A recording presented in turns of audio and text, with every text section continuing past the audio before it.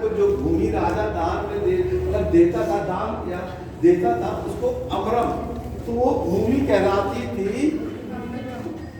अमरम। अब इस भूमि में अभी जमीन तो मिल गई, जमीन छोटी सी नहीं, बहुत अधिक भूमि होती थी। उस भूमि में जो व्यवस्था वो करता था, व्यवस्था जो निर्माता था, व्यवस्था जो करता था, उस व्यवस्था को करने के बाद उसको क्या होता था कि एक हिस्सा यानी 1/3 हिस्सा राजा को भेजना पड़ता था, ठीक है। और उस जगह पे जहाँ जमीन दी जाती थी वहाँ पे बस्ती भी होती थी, लोग रहते भी थे। कैसे हम लोग रहते हैं किसी मोहल्ले में एरिया, तो वहाँ पे मान लो आज कौन प्रशासन करता है हम लोगों का, एक छोटे से मोहल्ले में कौन पड़ता है, क्या नाम, एक मोहल्ले में विधायक करते हैं, छोटे से मोहल्ले में सांसद करते हैं। बताइए मोहल्ले में कौन रहता है आप लोगों में से? सब लोग गाँव में रहते हैं, शहर में हमारे गाँव में प्रधान जी, आपके गाँव में प्रधान जी हैं, आप भी गाँव में रहती हैं, तो मोहल्ला शहर में मोहल्ला क्या नाम है? मालवी टोला है।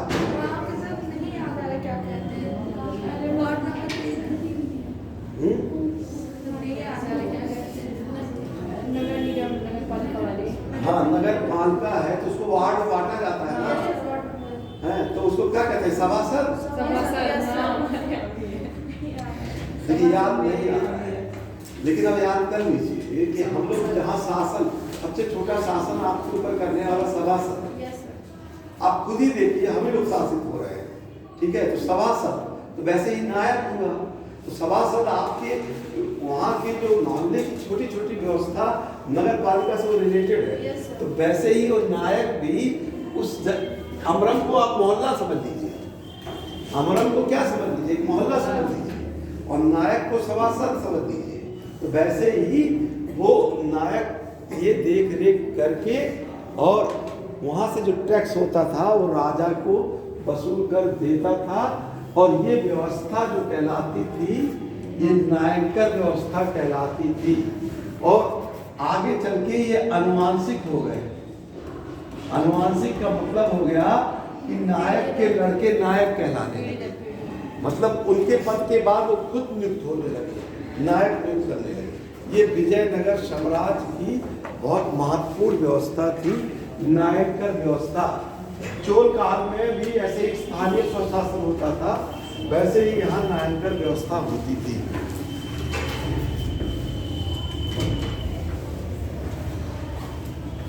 अब आता है विजयनगर में, हमने आपको बता दिया था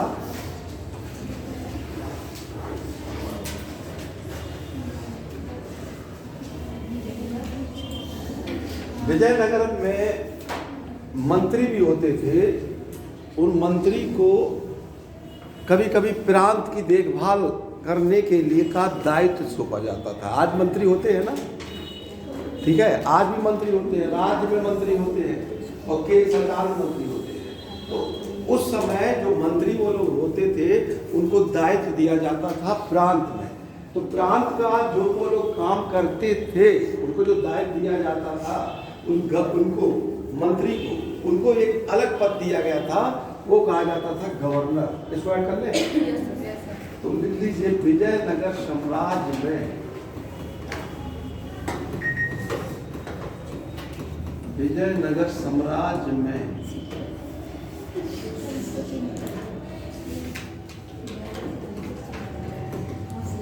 केंद्रीय मंत्री को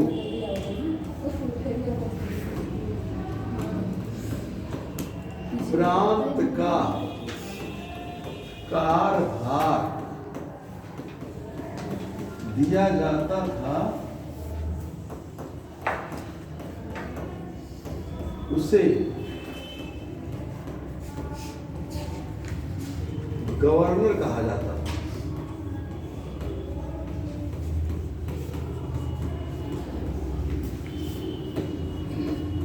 उसे गवर्नर कहा जाता था।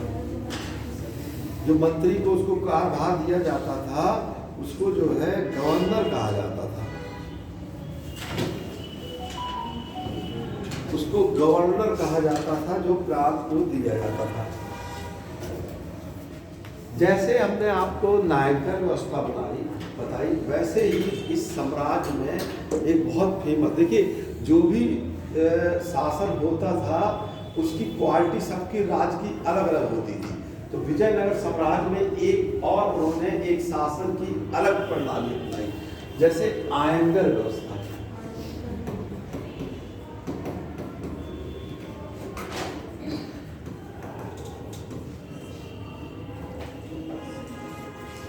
आयंगर व्यवस्था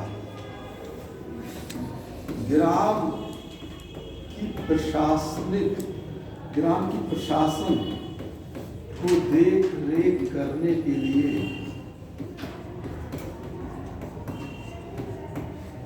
करने के लिए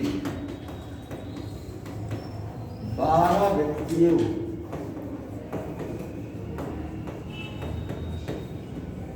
के समूह के द्वारा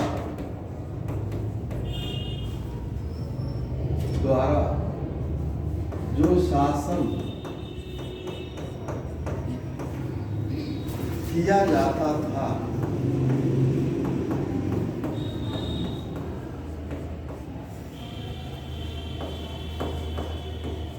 उससे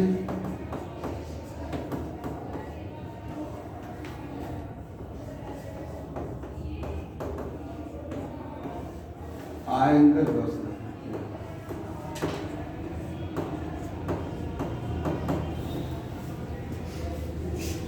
ये जो 12 व्यक्ति का एक समूह होता था, उसको प्रशासन करने के लिए दिया जाता था विजयनगर साम्राज्य में। इसको आयंगर व्यवस्था किया जाता था।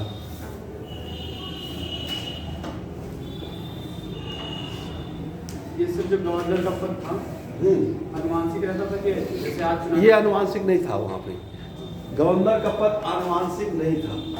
तो गवर्नर का पद था विजयनगर में, ये अनुवांशिक नहीं था। आयंगर का व्यवस्था अनुवांशिक था। इसको आयंगर लोग आनुवांशिक रूप से शासन करते थे। मतलब उनके बाद 12 में से किसी की अगर मृत्यु हो जाती थी तो अनुशासन करते थे।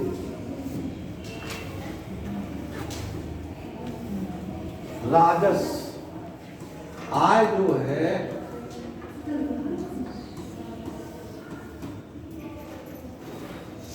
आय या कर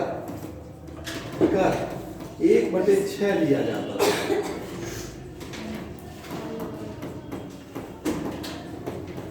कर को शिष्ट कहा जाता था।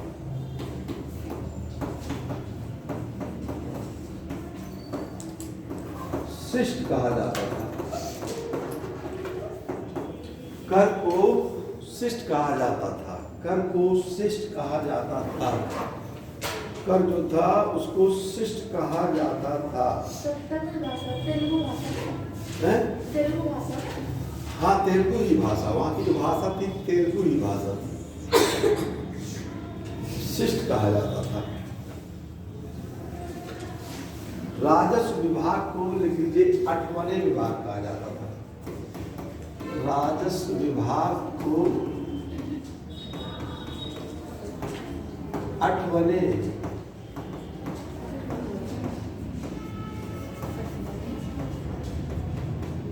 विभाग कहा जाता था।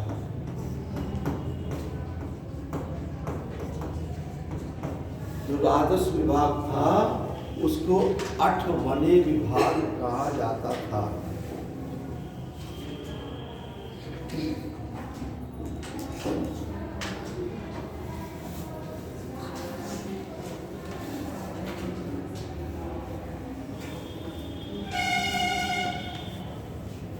रेवेन्यू डिपार्टमेंट को 8वां विभाग कहा जाता था।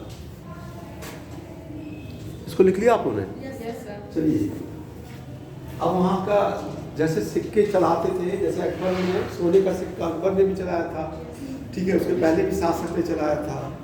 तो वैसे मोहम्मद बिन तुगलक ने जो सोने का सिक्का चलाया था उसको क्या कहते थे? मोहम्मद बिन तुगलक ने भी तो सोने का सिक्का चलाया था, उसको दीनार कहा जाता था, ठीक है। अकबर ने चलाया था उसको क्या कहा जाता था? मोहर। दाम तो तांबे का सिक्का था जो शेरशाह सूरी ने चलाया था, और अकबर ने भी चलाया था, लेकिन दाम का, ठीक है। तो यहाँ पर विजयनगर साम्राज्य में भी सिक्का चला था। देखिए सिक्के से क्वेश्चन आता है। विजयनगर साम्राज्य में सोने के सिक्के को बराह कहते थे, बराह कहा जाता था।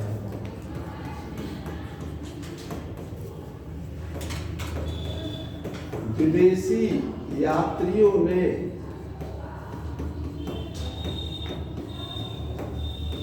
इसे विदेशी यात्रियों ने इसे परदोष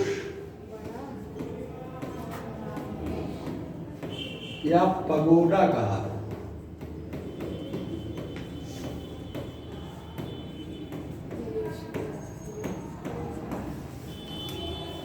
सोने के सिक्के को, हाँ, ये नाम विदेशी यात्री इसी को हूण कह देते थे, परदोष। लेकिन विजयनगर साम्राज्य में इसी बराह को ही उन्होंने हूण कहा है। लेकिन यही मेन सिक्का था। वहां भी मनुष्य का उस समय खरीदा और बेचा जाना दोनों था। मनुष्य का क्रय विक्रय होता था। यहाँ होता है क्रय विक्रय? नहीं, पहले होता था, अब इलीगल है। संविधान में लिखा है, अनुच्छेद किस अनुच्छेद में लिखा है? 23 में कि क्रय विक्रय, लेकिन वहाँ होता था। तो विजयनगर में मनुष्य के क्रय विक्रय को वेशबग कहा जाता था, वेशबग कहा जाता था।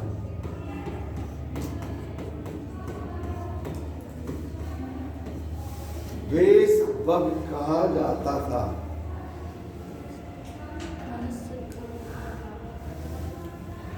विजयनगर में भी सती प्रथा चलती थी। सती प्रथा तो बाद में न समाप्त हुई, लेकिन विजयनगर में सती प्रथा चलती थी। एक महिला का उल्लेख है जिसने सती प्रथा से अपनी जीवन मतलब खत्म कर लिया था, माला गौड़ा। फिर ये 1354 ईस्वी में माला गौड़ा नामक महिला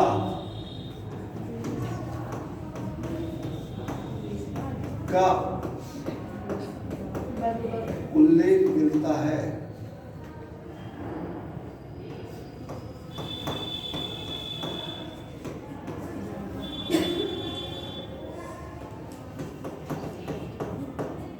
इसमें सती प्रथा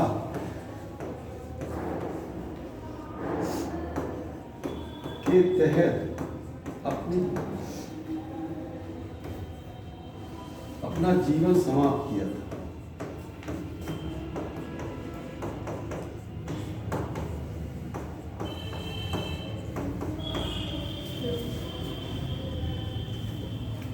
माला गौड़ा नामक एक महिला का उल्लेख मिलता है जिसने सती प्रथा के तहत अपना जीवन समाप्त किया था। ये उस समय सती प्रथा समाज में प्रचलित थी। ये तो देखिए आपको जो हमने कल थोड़ा सा जो बचा था इम्पोर्टेंट, ये था विजयनगर साम्राज्य।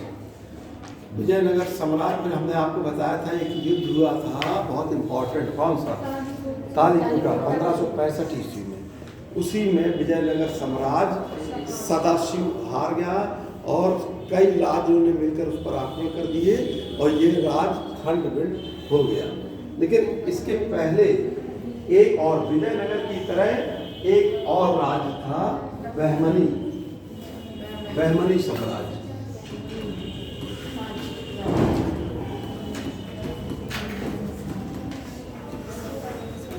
बहमनी साम्राज्य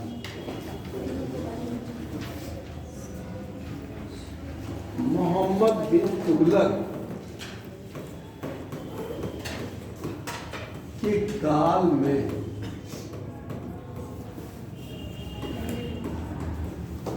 अमीर सदा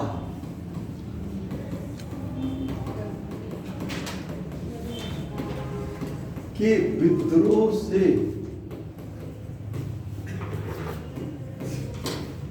बहमनी साम्राज्य की नींव पड़ी। इसको लिख लीजिए, मोहम्मद बिन तुगलक के काल में। ये सर अमीर सदा ये कोई पद है कि व्यक्ति का नाम? आप लिख लीजिए, बता रहे हैं, इसका थोड़ा सा इतिहास बताना पड़ेगा आपको। लिख लीजिए पहले इसको, अमीर सदा के विद्रोह से बहमनी साम्राज्य की नींव पड़ी।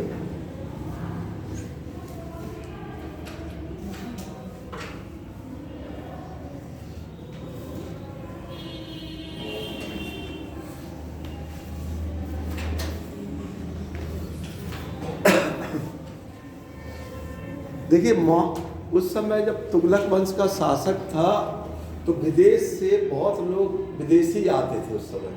तो मोहम्मद बिन तुगलक में विदेशी का मतलब होता था ईरान से, अफ्रीका से, अरब से कई लोग आते थे, विदेशी आते थे।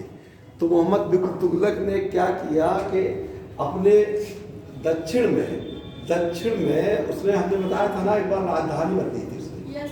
तो दक्षिण में उसने शासन करने के लिए अमीर सदा की नियुक्ति की थी। जो विदेशी लोग होते थे वो लोग 100 लोग रहते थे और ये शासन करते थे। ये अहमदनगर कहाँ है? नहीं, महाराष्ट्र। ये देखिए महाराष्ट्र है और मोहम्मद बिन तुगलक आपका देखिए यहाँ था। तो उसने विदेशियों को यहाँ पर 100 अमीर सदा, विदेशियों को शासन के लिए जो है अमीर सदा वास्तव में 100 गांव होता था। इसको ये समझिए, उस पे एक अधिकारी की नियुक्ति वो करता था अमीर सदा नाम से। जो अधिकारी 100 गांव की देखरेख करता था उसको अमीर सदा बोला जाता था। लेकिन चूंकि मोहम्मद बिन तुगलक जीवन भर परेशान रहा अपनी योजनाओं को लागू ना करके। जो भी व्यक्ति अपना प्लान बनाता है फिर कैंसिल करता है, प्लान बनाता है फिर कैंसिल करता है। तो वैसे ही मोहम्मद बिन तुगलक भी अपनी योजनाएं बनाया लेकिन सफल नहीं हो पाता था। तो क्या होता है कि उसके खिलाफ विद्रोह होने लगे थे। आसपास प्रशासन जो है संतुलित नहीं हो पाती थी, केंद्रित नहीं हो पाती थी। तो अमीर सदै ने विद्रोह कर दिया। इसी अमीर सदै का एक अधिकारी था जफर खां। उसने विद्रोह करके एक नया राज्य बना दिया। जैसे संगम वंश किसने बनाया था? अरे वैसे ही जफर खान ने 1347 ईस्वी में अलाउद्दीन बहमन शाह नाम से एक नवीन राज्य जिसका नाम बहमनी राज्य पड़ा।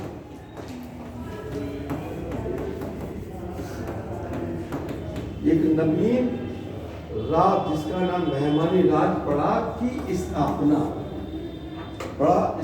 की।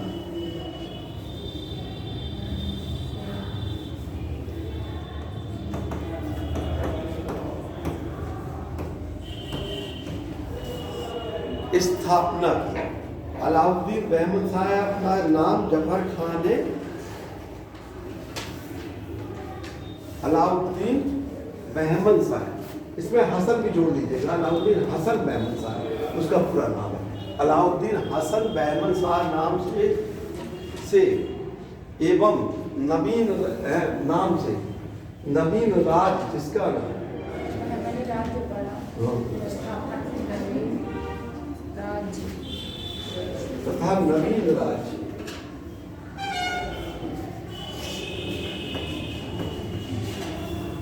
जिसका बहमनी राज पड़ता है, इसकी राजधानी बनाता है गुलबर्गा। इसकी राजधानी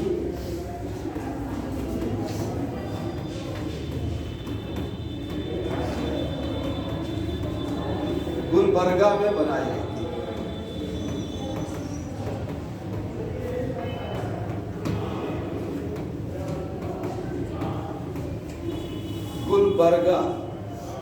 गुलबर्गा को ऐसा, इसका एक अन्य नाम एहसानाबाद था।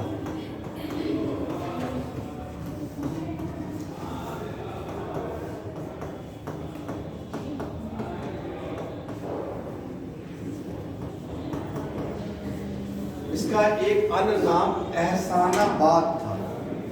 एहसानाबाद है पूरा नाम।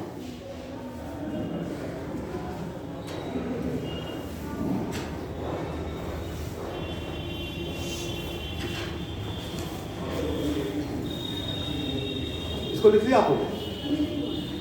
इसका एक अन्य नाम एहसाना, तो अलाउद्दीन हसन बहमन शाह ने एक नवीन राज्य बना दिया बहमनी शाह, और राजधानी बनाई गुलबर्गा, उसको एहसानाबाद के नाम से भी जाना चाहता था। इस राज्य में 4 प्रांत थे, 4 प्रांत। एक तो गुलबर्गा था ही,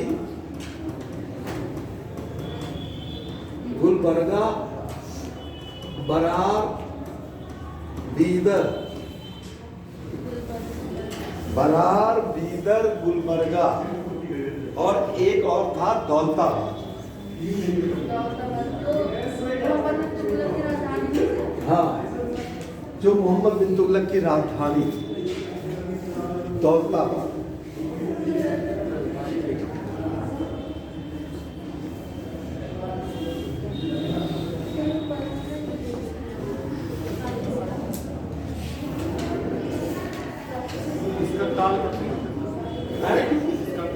इसका काल है 1347 से, इसका शासन काल है 1347 ईस्वी से 1358 ईस्वी। 1347 से इसका शासन काल है 1347 से 1358 ईस्वी। लिख लिया? इसके बाद एक ये तो देखिए, इसने नवीन राज। अब इसके आने वाले वंशज गद्दी पर बैठते हैं मोहम्मद शाह, इसको ऐड करते हैं मोहम्मद शाह प्रथम। देखिए, मोहम्मद शाह नाम से मुगल शासक भी था, मोहम्मद शाह प्रथम। ये गद्दी, इसके शासनकाल क्लियर नहीं है, ठीक है, लेकिन इसके शासनकाल में पहली बार एक चीज का प्रयोग हुआ, पहली बार इतिहास में, जो माना जाता है। अभी तक जो लड़ाई हो रही थी वो तलवार से, धनुष से, भाला से, लेकिन ऐसा माना जाता है कि पहली बार बारूद का प्रयोग इसी के काल में हुआ। मोहम्मद शाह के काल में सर्वप्रथम बारूद का प्रयोग होना शुरू हुआ,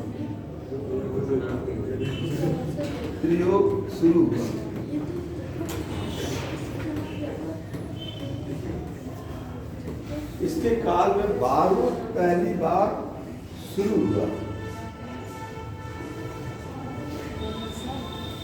इसी काल में इसके बाद गद्दी में बैठता है ताजुद्दीन फिरोज शाह।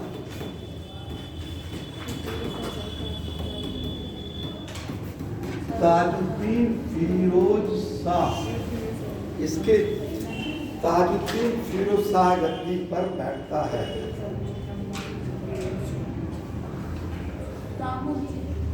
इसका काल है 1397 से 1442 ईस्वी।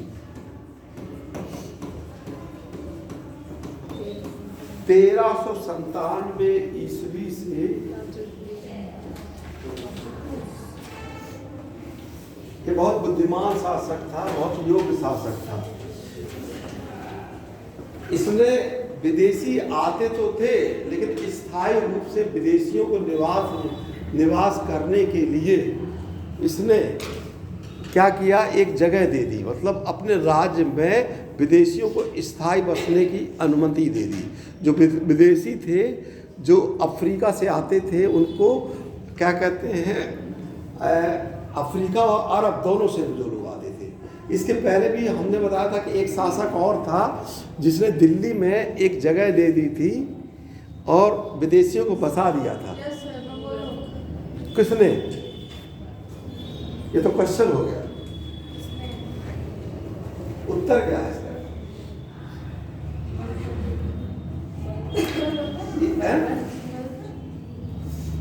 ऑप्शन दे दें।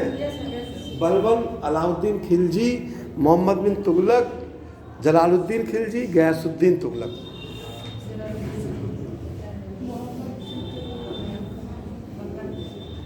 किस राजा ने जो है मंगोल को बसने के लिए एक जगह दे दी दिल्ली में, और वो बस गए वहाँ पर, और वो आज मंगोलपुरी के भी नाम से जाना जाता है। ये क्वेश्चन भी आ चुका है। तो वैसे ही इसी वंश का कौन? जलालुद्दीन खिलजी। पन्ना पलटिएगा, जलालुद्दीन खिलजी लिख लीजिए। फिरोज शाह ने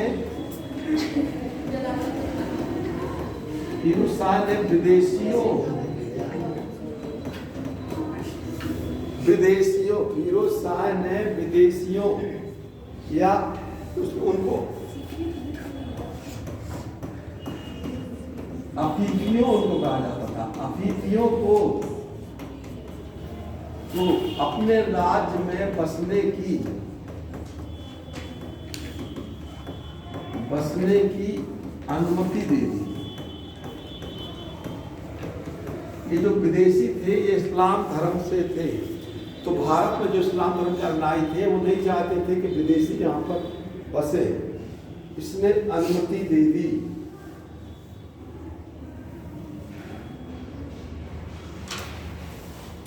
फिरोज शाह ने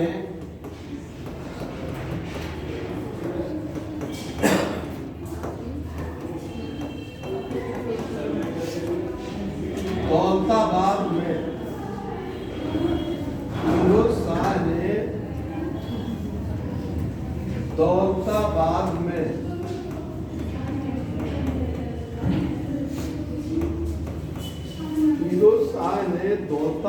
में एक वैधशाला का निर्माण कराया था।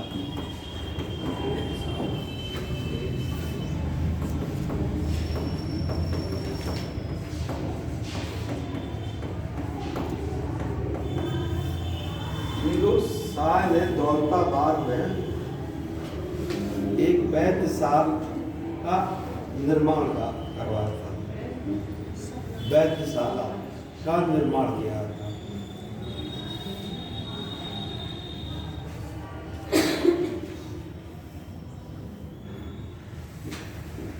ये लिख दिया आप लोगों ने। इसके बाद गद्दी पर बैठता है शिहाबुद्दीन अहमद। शिहाबुद्दीन अहमद, शिहाबुद्दीन अहमद ये गद्दी पर बैठता है। इसका काल है 1422 से 1446 ईस्वी।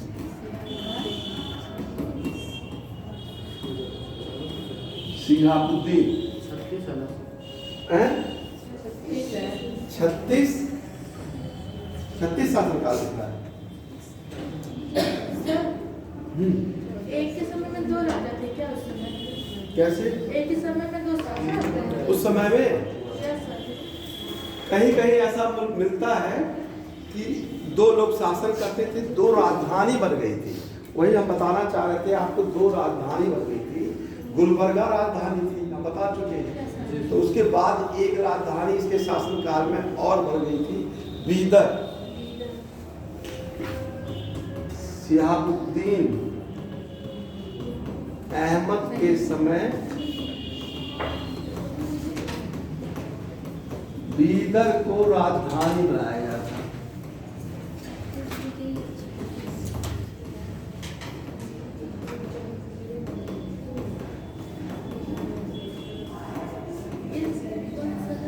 बीदर को राजधानी बनाया गया था।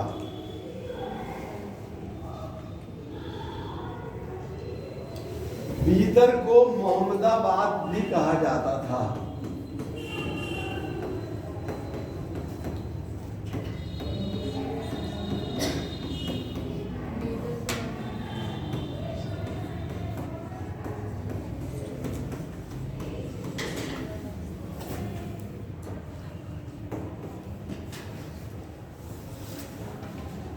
बीदर को मोहम्मदाबाद भी कहा जाता था। ये महाराष्ट्र।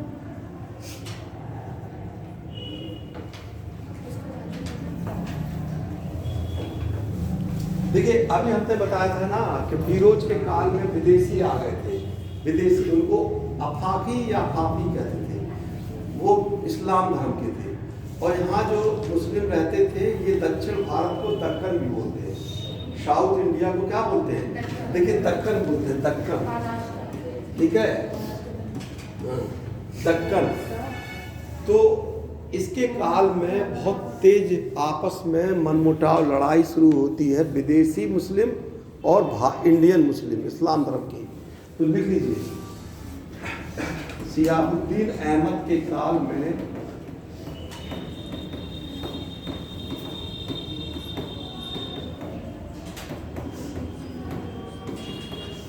अफाफी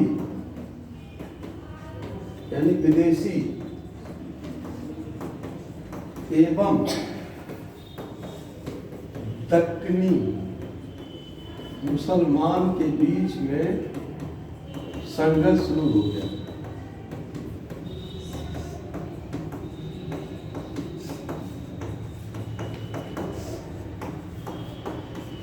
इसके काल में संघर्ष शुरू हो गया।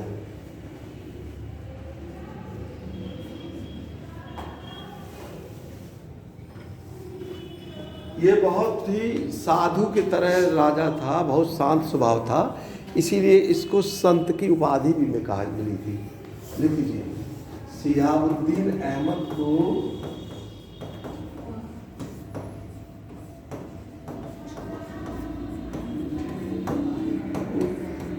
संत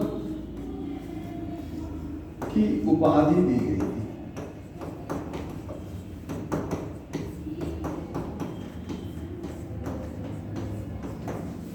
इसको संत कहा जाता था, शांत स्वभाव के, सरल विचारधारा के होने के कारण इनको संत अहमद भी कहा जाता था।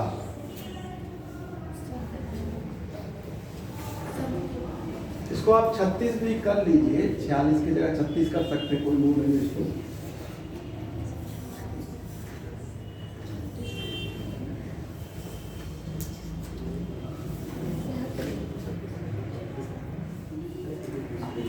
छत्तीस कर दीजिए, कोई दिक्कत नहीं, कहीं कहीं गलत मिल जाता है।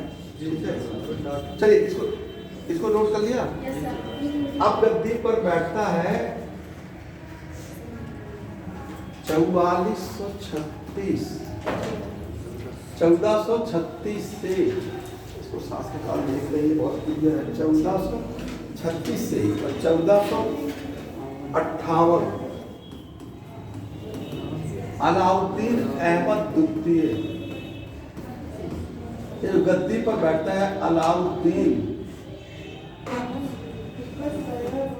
अहमद द्वितीय। अब ये गद्दी पर बैठता है अलाउद्दीन अहमद द्वितीय। इसके काल में जो विदेशी आए थे ना, उसी में से एक मंत्री का उत्कर्ष होता है। एक मंत्री को ये रखता है उसी अफाफी में से, जो अफाफी विदेश से आए थे इस्लाम धर्म के, महमूद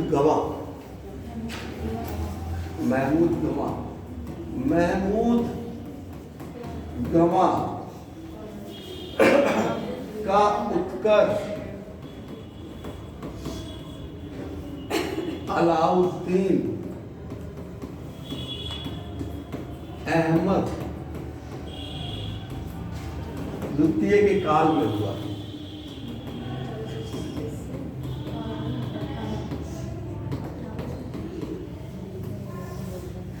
अलाउद्दीन अहमद द्वितीय के काल में हुआ। महमूद गवाह का, इसे दक्कन की लोमड़ी कहा जाता है।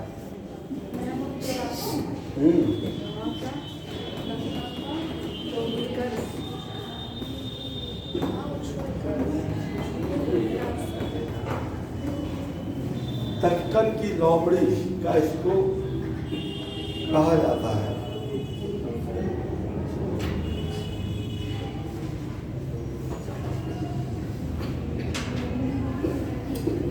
इसको मंत्री नियुक्त कर दिया गया था। लोमड़ी मतलब चालाक था। इसने उस समय आपस में जो लड़ाई हो रही थी उसको कंट्रोल किया, और जो रेवेन्यू राजस्व था उसमें वृद्धि करवाया। कई राजाओं ने जो युद्ध करते थे उससे भी उस समय राजा की रक्षा की। तो महमूद गवाह जो है उस समय बहमनी वंश में एक फरिश्ता के सामने तरह निकला और उस राज्य की सुरक्षा को लेकर आगे बढ़ाया। तो राज्य बहुत सुरक्षित हो गया इसके काल में।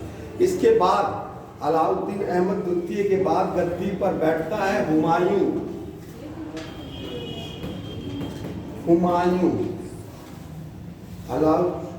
हुमायूं इसका शासनकाल बहुत क्लियर नहीं है। हुमायूं कितना बता रहा है? 58 से 61। चलिए इसको लिख दे रहे हैं 1458 से 1461। ये बहुत ही क्रूर व्यक्ति था। देखिए हुमायूं मुगल शासक में भी था और यहाँ भी हुमायूं है। इसको जालिम की उपाधि दी गई थी। हुमायूं को जालिम की उपाधि दी गई थी। बहुत क्रूर शासक था।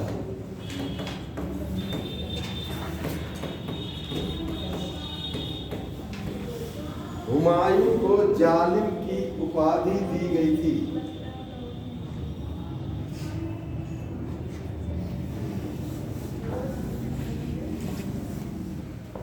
देख लीजिए, हुमायूं ने महमूद गवाह को अपना प्रधानमंत्री नियुक्त किया था।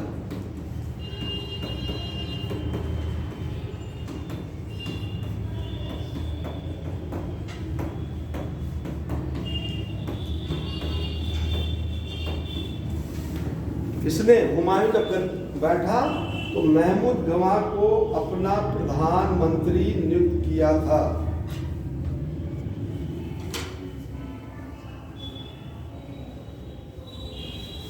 हुमायूं ने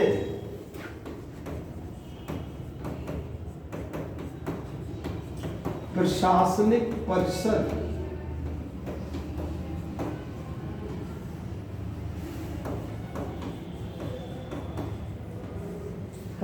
की स्थापना की।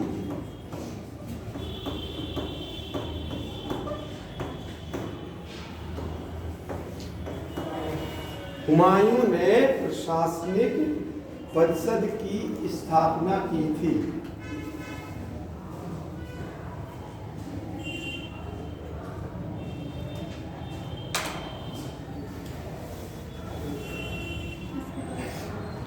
ये लिख लिया आपने? अब इसके बाद गद्दी पर बैठता है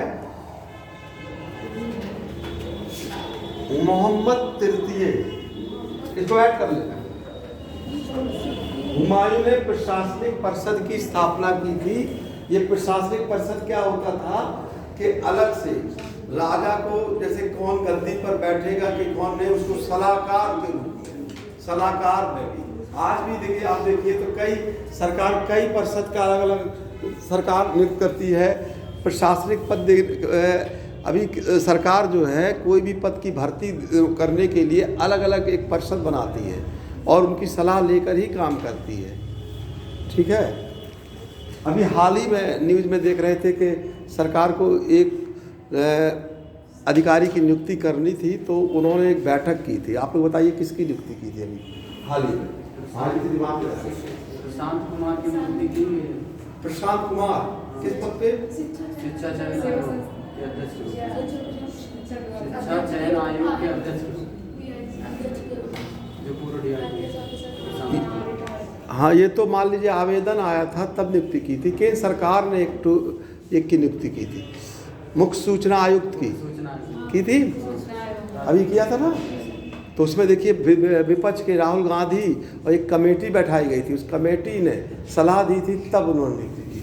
चलिए, वैसे ही प्रशासनिक परिषद के नियुक्ति यहाँ पे भी दी थी। अब मोहम्मद शाह तृतीय गद्दी पर बैठता है।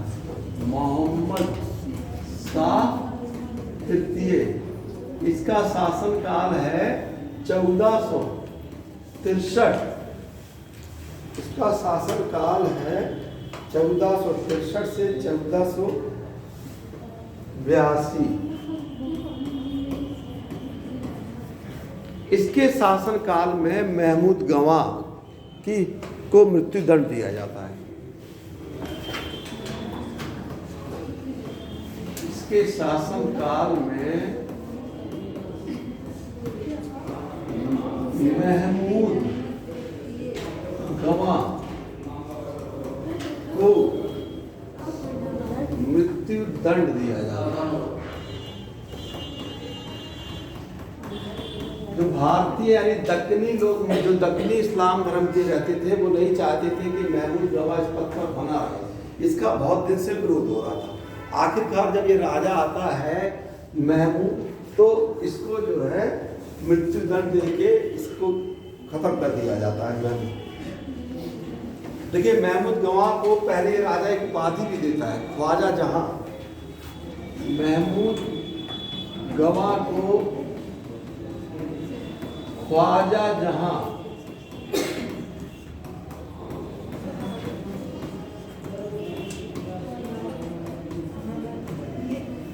उपाधि दी गई थी।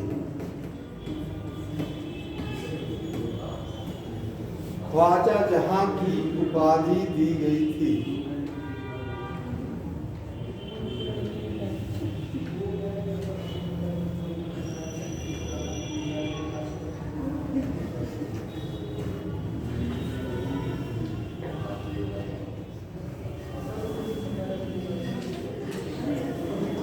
इसके बाद देखिए एक और राजा बैठता है, शिहाबुद्दीन महमूद शाह। लिख ले, शिहाबुद्दीन महमूद शाह। शिहाबुद्दीन महमूद शाह गद्दी पर बैठता है 1482 से 1518 ईस्वी।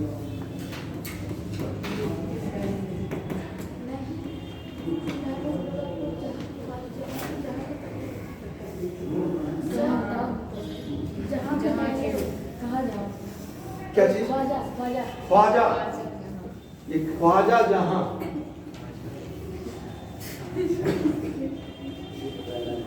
1482 से 1518। ख्वाजा जहां, ख्वाजा मतलब ईश्वर या उनके गुरु कहा जाता है, जहां मतलब संसार। ठीक है, तो ये उस समय अच्छा जो काम करता था तो उसकी उपाधि दे दी जाती थी। हैं?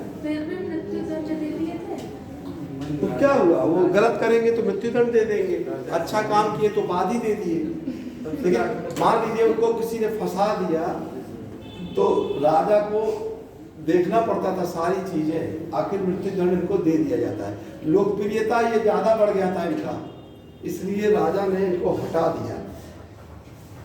ये इस वंश का शिहाबुद्दीन महमूद शाह के बाद ये जो बहमनी साम्राज्य था ये टूट जाता है, पूरा खंड खंड प्रांतों में बढ़ जाता है। शिहाबुद्दीन महमूद शाह के शासनकाल में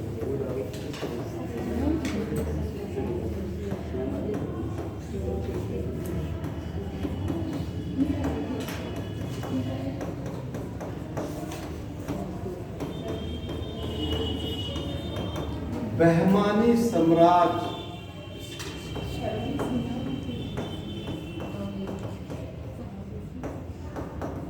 विभाजित हो जाता है।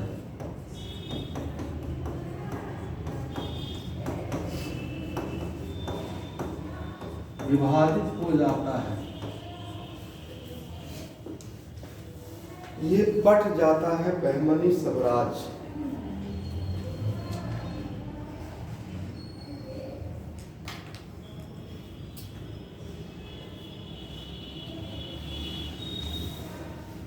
ये जो बढ़ता है इसमें बीदर पहला, इसमें बरीद शाही वंश शासन करता है। बीदर में बीदर बरीद शाही वंश, बरार इमाद शाही वंश,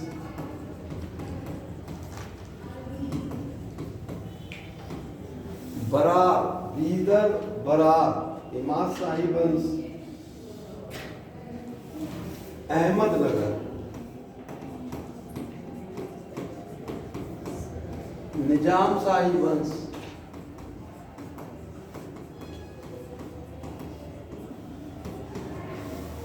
अहमदनगर निजाम शाही वंश,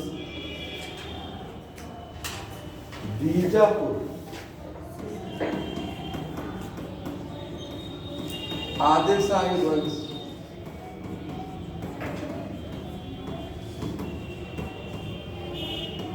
गोलकुंडा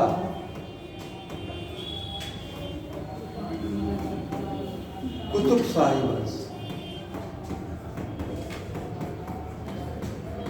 ये इस तरीके से ये बहमनी राज जो है ये विभाजित हो जाता है। सर वो तीसरे में क्या लिखे हैं? निजाम शाही वंश, उसके पहले अहमदनगर, अहमदनगर निजाम शाही, फिर बीजापुर आदिल शाही वंश और गोलकुंडा कुतुब शाही वंश।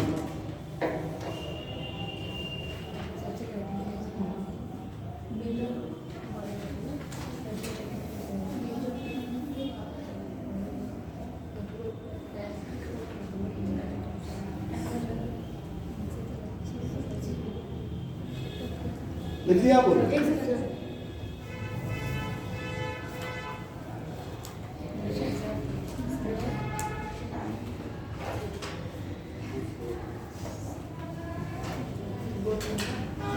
ये विभाजित हो जाता है वहां का। अब इसमें से कुछ वंश है जो इम्पोर्टेंट है, उसका कुछ लिखवा है थोड़ा सा। पहले लिखाते हैं बरार, बरार लिख लीजिए बरार।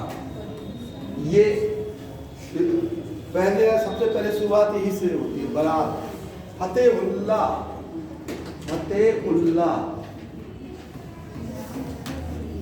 फतेहुल्ला इमाद शाह ने, इमाद शाह ने बरार वंश की स्थापना की।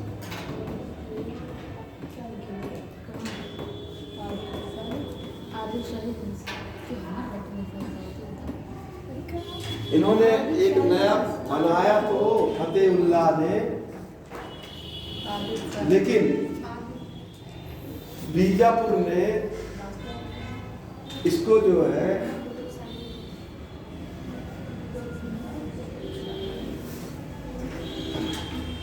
लेकिन इसको अहमदनगर, अभी हमने बताया था अहमदनगर भी विभाजित है ना, अहमदनगर ने इसको जीत लिया और अपने में मिला लिया। लिख लीजिए अहमदनगर प्रांत ने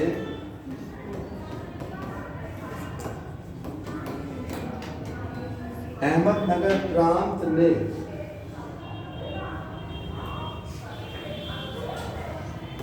प्रांत ने बरार को जीत कर अपने राज्य में ला लिया।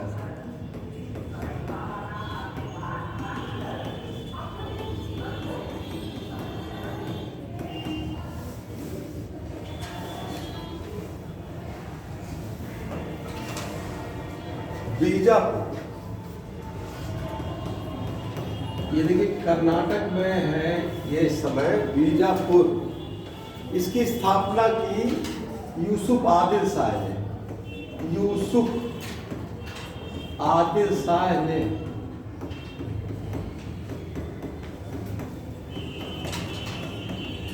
इसकी स्थापना की।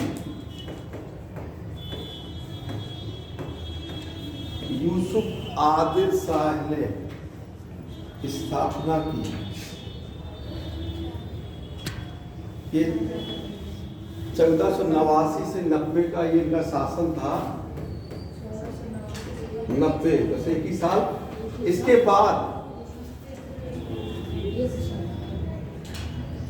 बाद एक शासक बैठता है, पहले भी कोई बैठे होंगे, इब्राहिम आदिल शाह। 1534 से 1500 इब्राहिम आदिल शाह।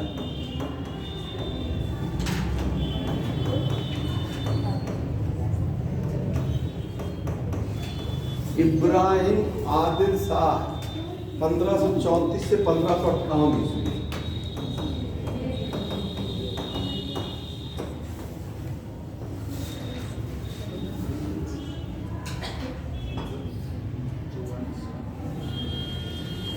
इनके यहाँ ये दक्षिण में था, लेकिन यहाँ से एक भाषा का विकास हुआ जिसको उर्दू को एक और भाषा कहते थे, हिंदवी। वहाँ पर उसको दक्कनी भी बोला जाता था। ठीक है, उर्दू को जो उर्दू है पहले उसको हिंदवी कहा जाता था। साउथ इंडिया यानी दक्षिण भारत में वहाँ दक्कनी भी कहा जाता था। तो इब्राहिम आदिल शाह के काल में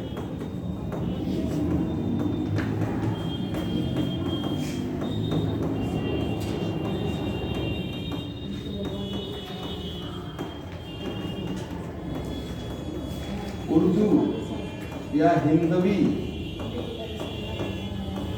या दक्कनी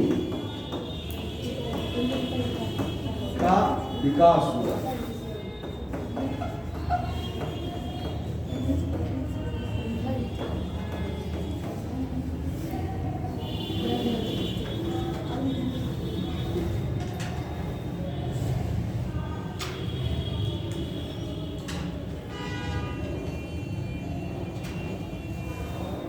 इसके बाद इसको लिख लिया आपने, क्या लिखा? अली आदिल शाह। अली आदिल शाह, इनका शासनकाल है 1558 से 1580। ये अकबर के समय में थे।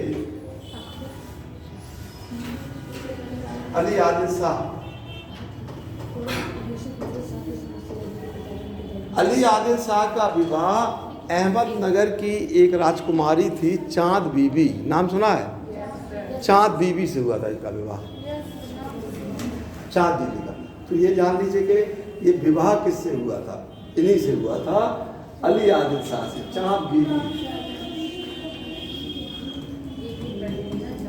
चांद बीबी का विवाह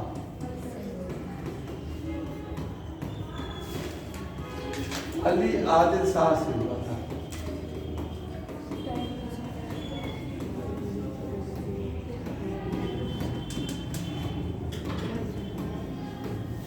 चांद बीबी का जो विवाह था वो अली आदिल शाह से हुआ था।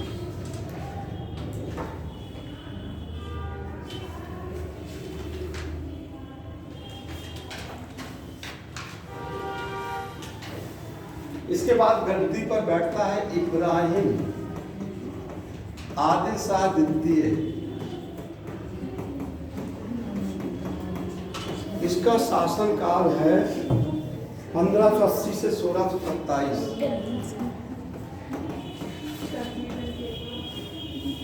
1580 से,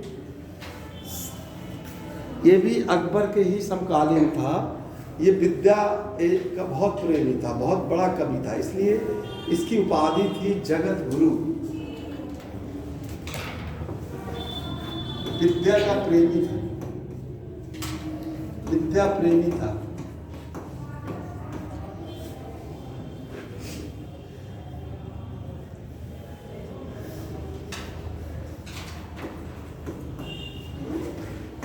इसकी उपाधि जगत गुरु थी।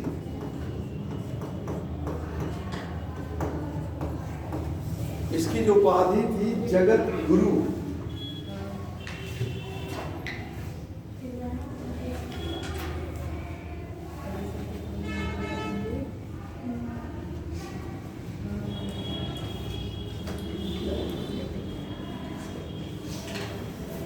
इसको लिख लिया। ये गरीबों को बहुत दान देता था और गरीबों में अबला बाबा इसको कहा जाता था। ये बहुत ज़्यादा दान देता था, लोग इसको बहुत ज़्यादा जो है पसंद करते थे और अबला बाबा कहते थे। इसने एक किताब भी लिखी थी, इस किताब को लिखी थी किताब-ए-नौरस। हाँ, किताब-ए-नौरस नामक पुस्तक लिखी थी।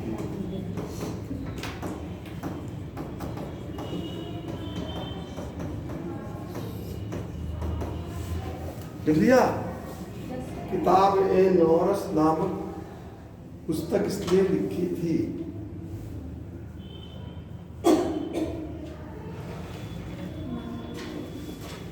इसके बाद गद्दी पर बैठता है मोहम्मद आदिल शाह। तेरा मोहम्मद आदिल शाह। इसका शासनकाल क्लियर नहीं है। आदिल शाह इसने बीजापुर में, वो तो आप लोगों ने सुना होगा, गोल गुंबज बनाया था। गोल गुंबज सुना है? बीजापुर गोल गुंबज का निर्माण कराया था।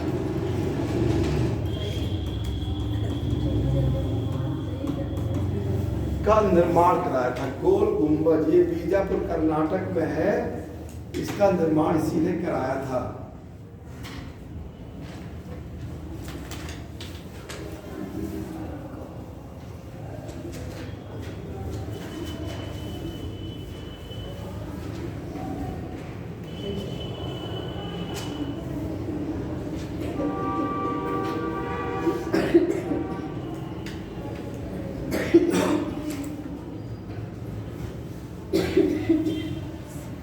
लिख लिया? अब देखिए, आपको दो बार बता दिया, बहुत इंपॉर्टेंट है। अहमदनगर,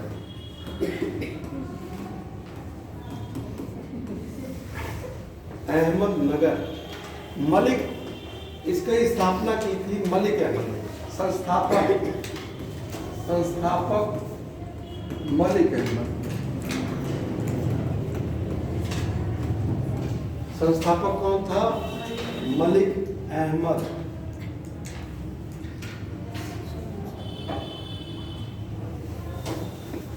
राजधानी जुन्नैर में, राजधानी कहाँ ले किया उसने? जुन्नैर में।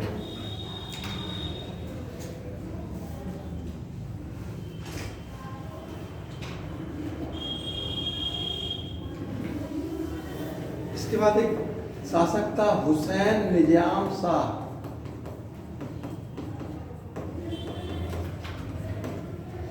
विजयनगर के खिलाफ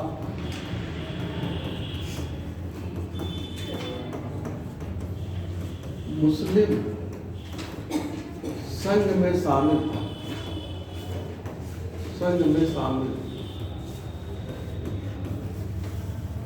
हुसैन निजाम शाह, ये जब विजयनगर के खिलाफ लड़ाई चल रही थी तो उस संघ में शामिल था।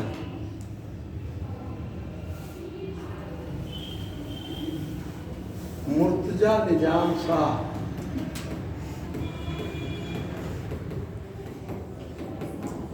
मुर्तजा निजाम शाह 1565 से 1588।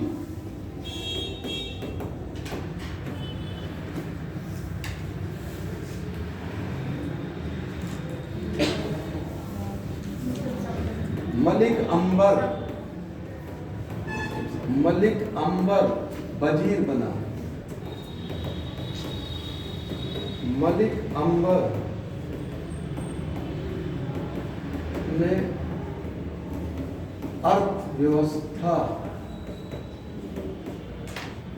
में रैयतवाड़ी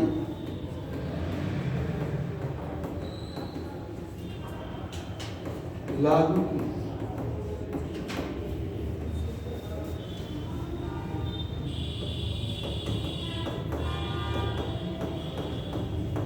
मलिक अंबर ने युद्ध में छापा मार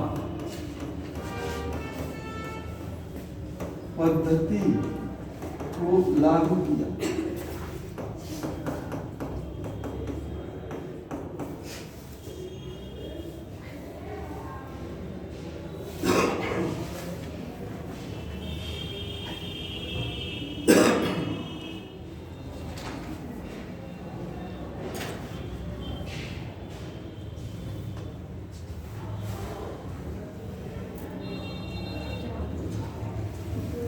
ये देखिए मलिक अंबर था जो विदेशी था, ईरान से आया हुआ था। इसको मुर्तजा निजाम शाह ये आया, इसने मुर्तजा निजाम शाह को ही गद्दी पर बैठाया मलिक ने, ये वजीर बन गया। और यहाँ अर्थव्यवस्था में इसने देखिए रैयतवाड़ी प्रस्तावी। इसने युद्ध में छापा मार का मतलब क्या होता है? छिप कर या एकाएक छुपे रहते। जब युद्ध करे रहिए तो उस समय देखिए महाराष्ट्र क्या है, पठारी एरिया है, ठीक है। वहाँ पे लोग छिप के एक दूसरे पे, मैदानी नहीं है कि दिखेंगे, पहाड़ पठार थे तो छुप जाते थे। तो इसी एक बार आगे से क्वेश्चन आया था कि ये क्या कहते हैं, शिवाजी ने अपने युद्ध में छापा मार नीति किससे लिया था, किस शासक से या किससे लिया था? तो इसका आंसर यही था मलिक अंबर से, क्योंकि मलिक अंबर जो विदेश का था उसने अपने युद्ध में यही नीति लागू कर दी। तो यही नीति आगे के शासक में दक्षिण भारत में यही प्रचलित हो गया, छापा मार। इसको लिख दिया आपको, मलिक अंबर ने।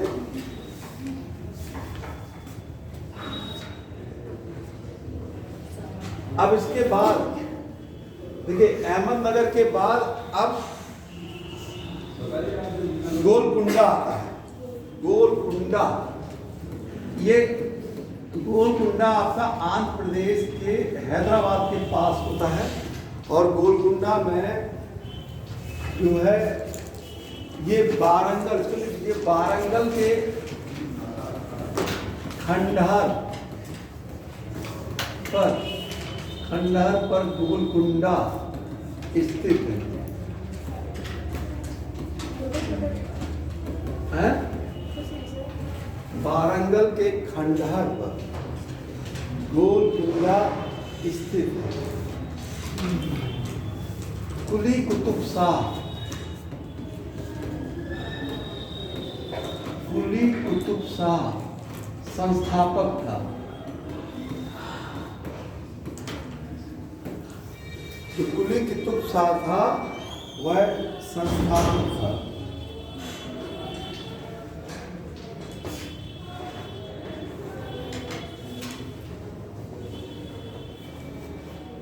इसके बाद इस वंश में एक आध राजा और हुए। गद्दी पर बैठता है मोहम्मद कुली। मोहम्मद इसमें बैठता है गद्दी पर मोहम्मद कुली। 1580 से इसका शासनकाल नोट कर लीजिए, 1612 ईस्वी। इसने हैदराबाद राज्य की स्थापना की, हैदराबाद शहर बसाया था।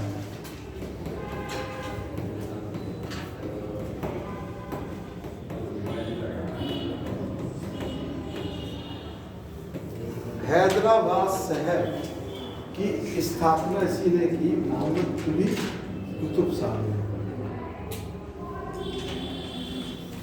काव्य ग्रंथ दीवान का लेखक था। काव्य ग्रंथ दीवान का लेखक था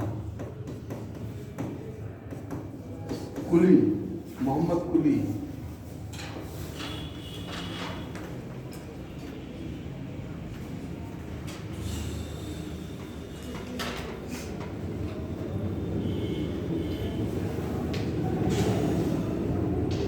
इसके बाद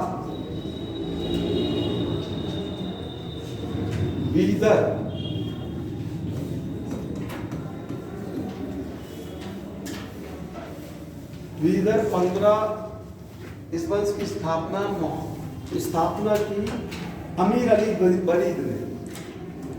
अमीर अली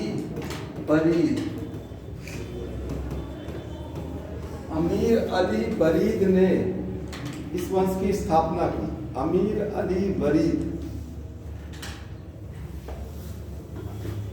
इनका शासनकाल 1526 से 1527। अमीर अली बरीद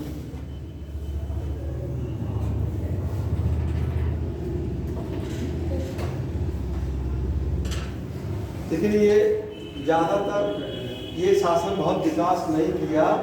इस राज को बीजापुर राज ने जीत लिया। बीजापुर राज ने बीदर राज का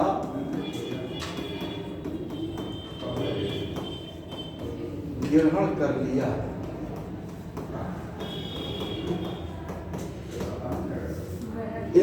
इन 5 में से 3 राज ये आपको लिख दिया, ठीक है।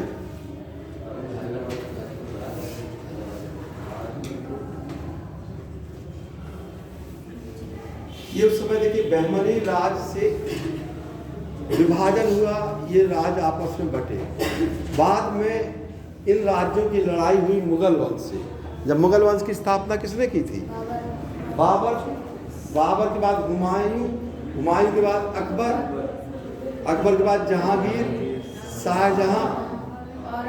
इनके काल में लड़ाई हुई, लेकिन इन तीनों राजाओं ने जो मुगल काल के हैं, उन्होंने इन राज्यों से दक्षिण भारत में सबसे पहले अकबर जाता है दक्षिण भारत में लड़ाई लड़ने के लिए अहमदनगर में। लेकिन अकबर अहमदनगर को पूर्ण रूप से जीत नहीं पाता है, कुछ हिस्सा तो जीतता है, लेकिन उसके मृत्यु के बाद वो राज वापस हो जाता है। बाद में अहमदनगर राज को कौन जीतता है?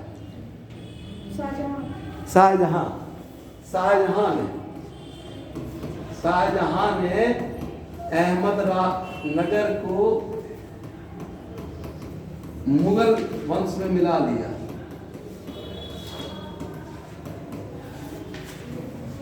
मुगल वंश में मिला लिया है या जीत लिया, ये हम आपको बता भी चुके हैं। अब इसके बाद दो और राजवंश बचते हैं, क्योंकि अहमदनगर ने तो किसको जीता था? बरार को। और अभी हमने बताया बीदर को किसने जीता? बीजापुर को। अब 2 राज बचते हैं, कौन कौन से? गोलकुंडा और बीजापुर, ठीक है। तो बीजापुर और गोलकुंडा,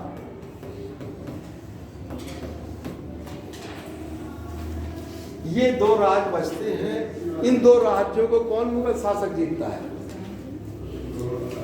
इसको दिखाया है औरंगजेब। हमने ये भी दिखाया है या बताया है आपको कि बीजापुर का उस समय शासक कौन था जब औरंगजेब ने जीता था? कौन बताएगा?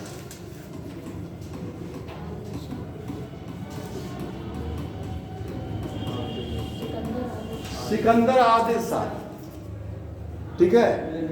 और गोलकुंडा का शासक कौन था? अब्दुल्ला कुतुब शाह।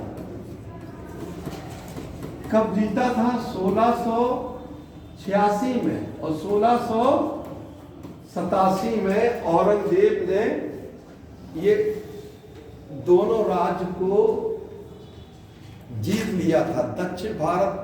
ये इसके पहले ये राज जो शाहजहां बहुत प्रयास किया था जीतने के लिए, लेकिन इस राज्य को जीत नहीं पाया शाहजहां। मुमताज महल की ज़्यादातर तबीयत खराब रहती थी। ये रहता भी था शाहजहां वहीं पे, महाराष्ट्र आसपास, ये लोग आके वहीं आते ही थे। मुमताज महल की मृत्यु भी हुई है अहमदनगर में हुई थी, वहीं पे ही हुई थी। और औरंगजेब को तो वहीं औरंगाबाद में ही महाराष्ट्र के दफनाया गया था। ठीक है, तो इनको दक्षिण भारत से ये लोग को बहुत लगाव था, शाहजहां को भी औरंगजेब को तो खास कर।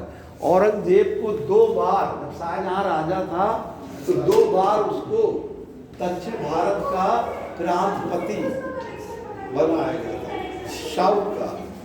ठीक है, औरंगजेब का। तो इस प्रकार ये जो राज विभाजित थे, ठीक है, ये आपस में विभाजित हुए। इन राज्यों में कई ऐसे राजा हुए कि कई नए शहर का भी निर्माण किया। तो बाद में इन राज्यों का समाप्त हो जाता है और मुगल काल में विलय हो जाता है। ठीक है, और आज़ादी के समय हैदराबाद एक स्वतंत्र राज्य रहता है ना। जब आज़ादी होती है तो 3 राज्य, सबसे बड़ा राज्य आपका रियासत हैदराबाद ही था, है ना। हैदराबाद, जूनागढ़ और कश्मीर, ये 3 राज्य रहते हैं जो आदि के समय के पहले अंग्रेज विलय करके तो चले जाते हैं, लेकिन ये विलय पे दस्तखत नहीं करते हैं। ठीक है, तो लास्ट में विलय होता है। हैदराबाद का जो शासक है वो पाकिस्तान भाग जाता है और जीत लिया जाता है इसको। तो इसी प्रकार ये आपका बहमनी राजवंश था और विजयनगर दक्षिण भारत का। अब इसके बाद इसका एक टॉपिक और है साउथ दक्षिण का, वो आपको अगले